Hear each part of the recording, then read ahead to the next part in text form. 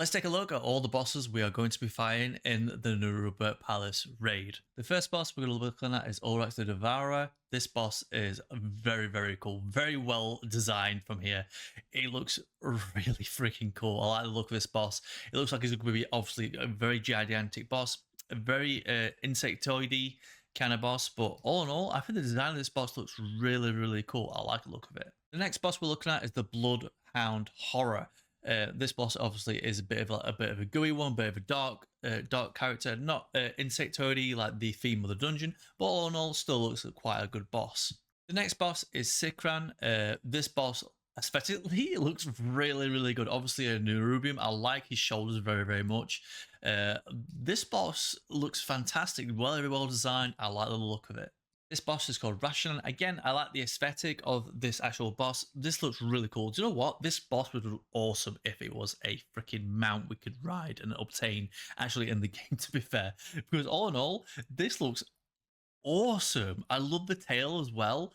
Yeah, this looks really, really cool. Again, if this was a mount, I would definitely be trying to get this mount. This boss is called Nexus, and I do also believe that these weapons are very rare to get also. I think these are like a one-handed weapon or a dagger weapon. I can't remember which one. But all in all, this aesthetic of this boss looks really, really cool. I love it, and the weapons look really, really awesome also.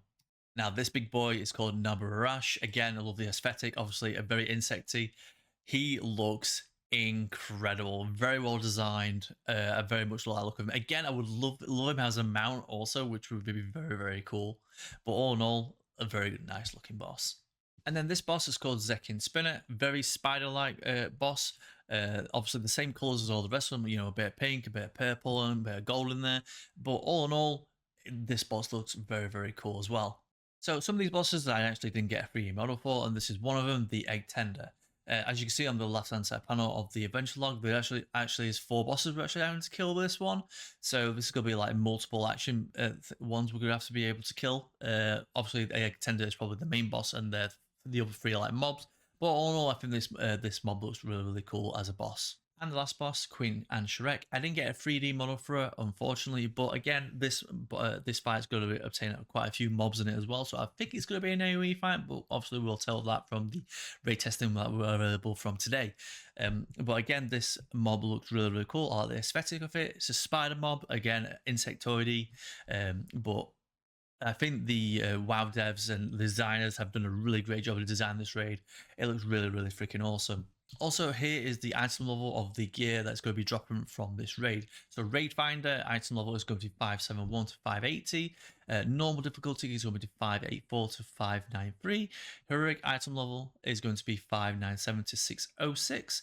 And Mythic is going to be 610 to 619.